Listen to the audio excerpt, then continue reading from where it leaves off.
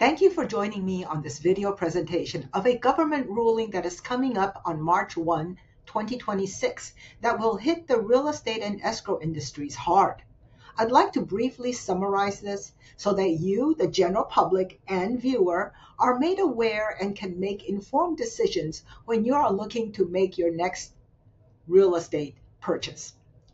The ruling came from the Financial Crimes Enforcement Network, or FinCEN, and it is their anti-money laundering ruling for residential real estate transfers. It may change how we look at offers from potential buyers and how we make transfers of ownership. This is a government ruling, and we always need some background to try to explain their actions. The AML, the Anti-Money Laundering Act of 2020, came out of the Bank Secrecy Act, the BSA, back in 1970. It was set up by the Department of Treasury to impose reporting and other requirements on financial institutions to help detect and prevent money laundering. So, anti-money laundering, AML. The ruling was put into effect by FinCEN, which is the Financial Crimes Enforcement Network, and it became the watchdog of AML. They are a part of the Department of Treasury.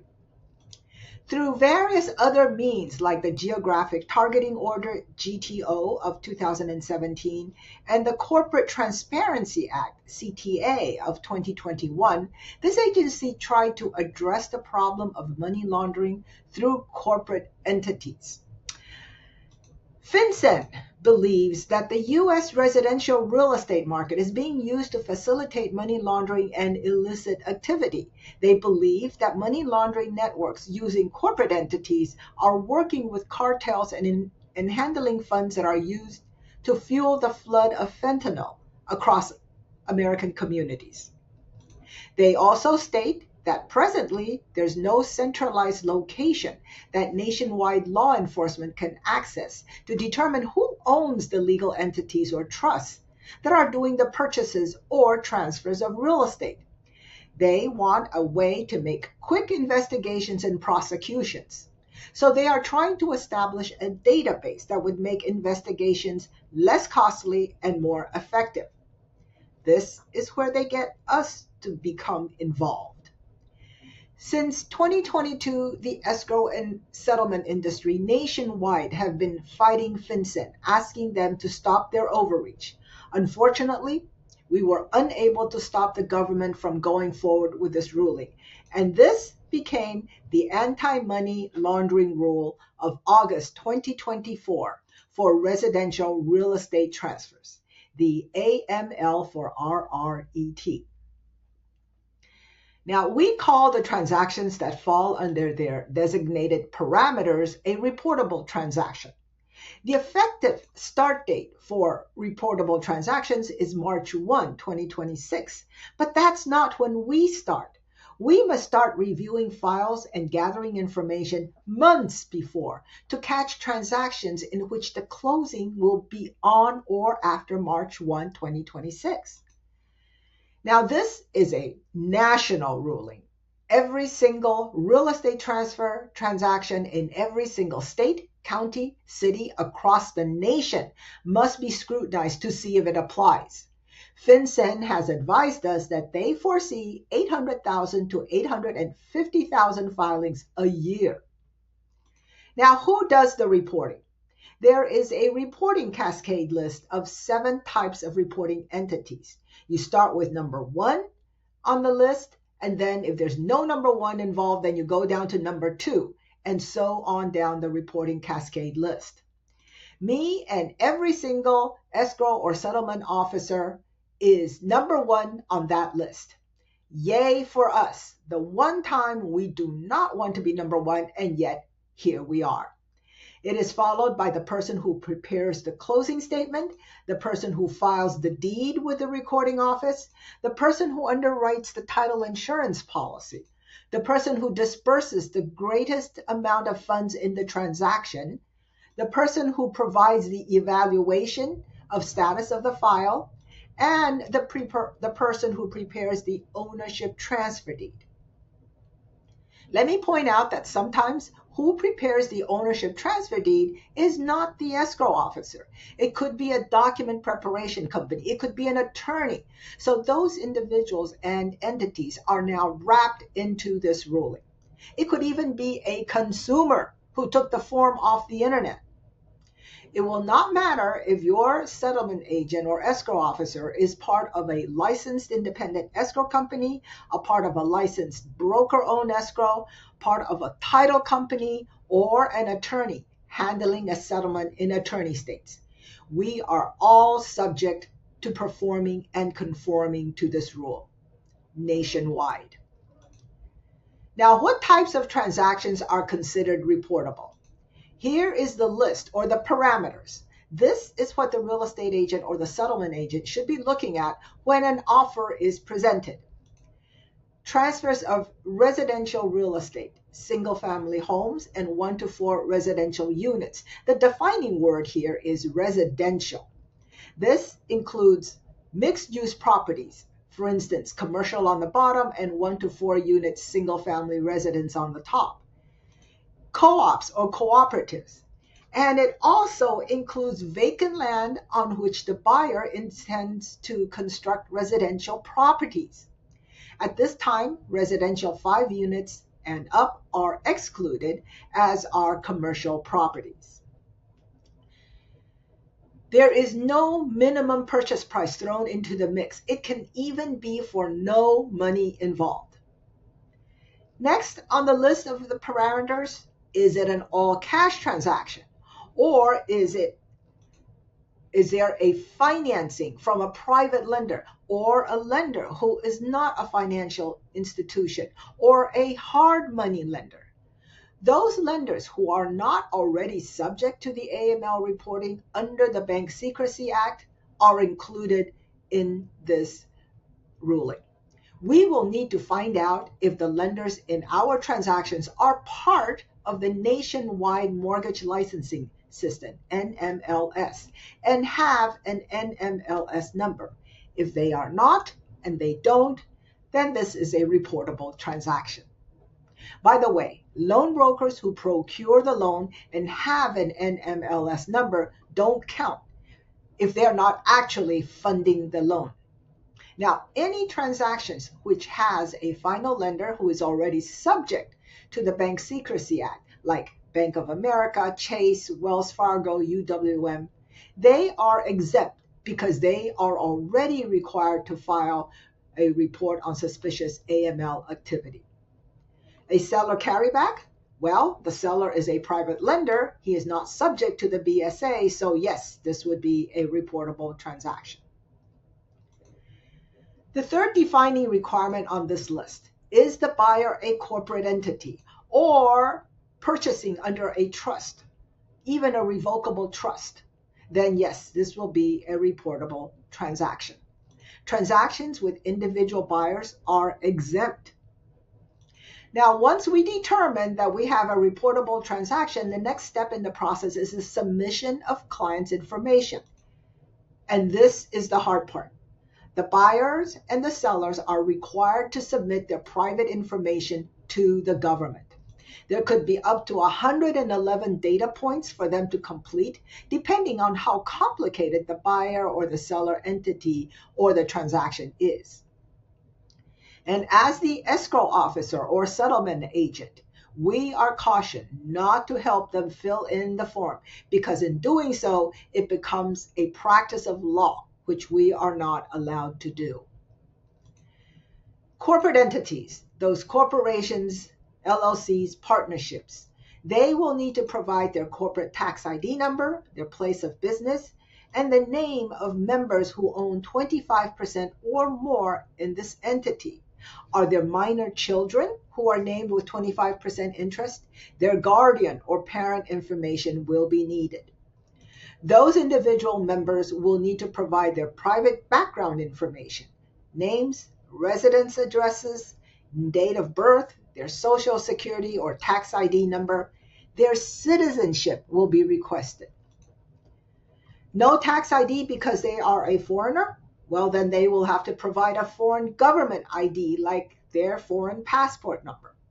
Remember, the main directive of this ruling is to find people, foreign or otherwise, who use entities to launder money into the US. I have had foreign clients who were nervous about providing any private information because they were afraid it would get back to their own government.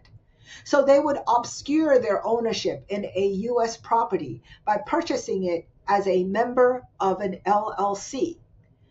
Well, under this ruling, if the foreigners own 25% or more of the LLC, we will need to give their information to our government.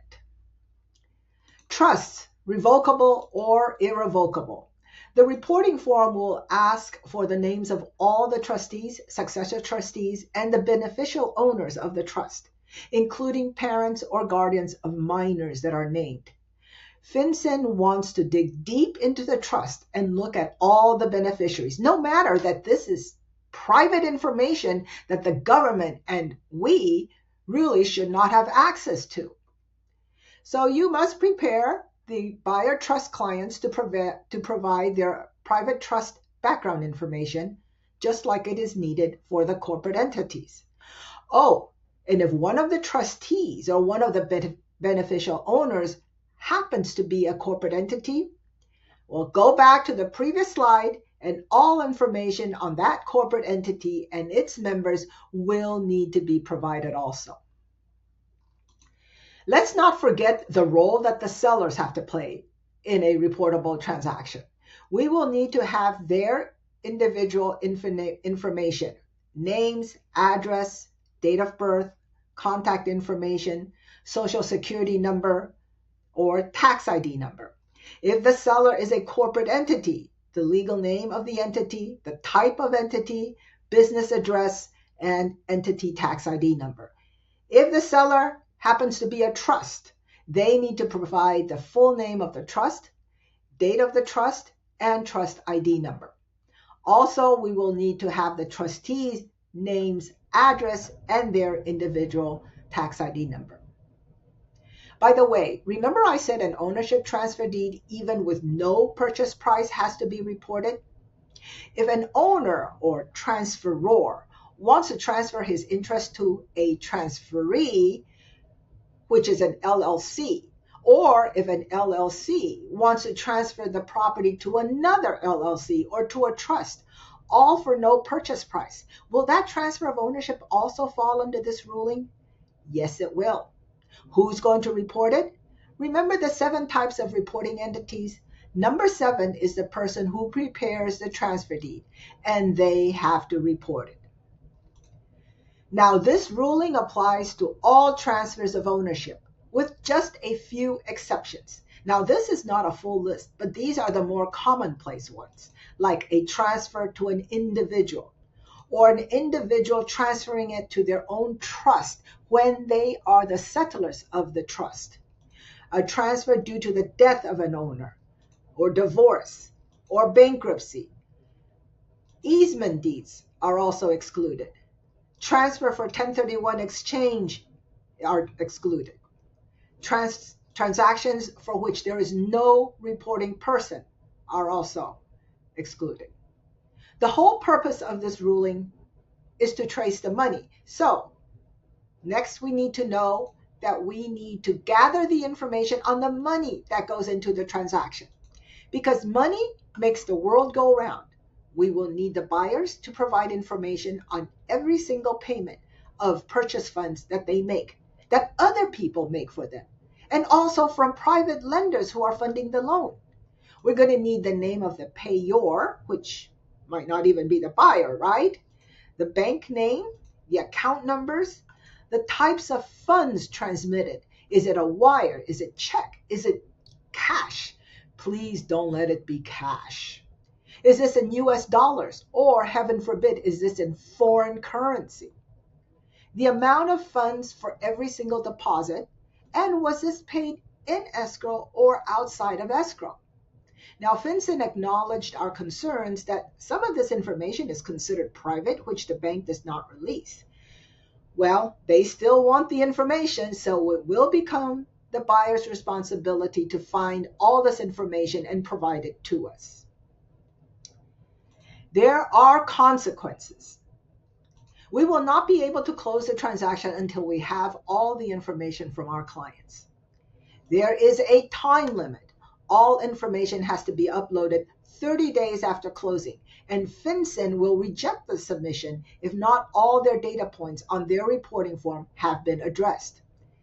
In California, the standard California Association of Realtors Residential Purchase Agreement form states that the parties can find themselves in breach of the contract if they fail to provide the necessary information required by the ruling. And finally, what is it about this ruling that our industry is so upset about? Penalties.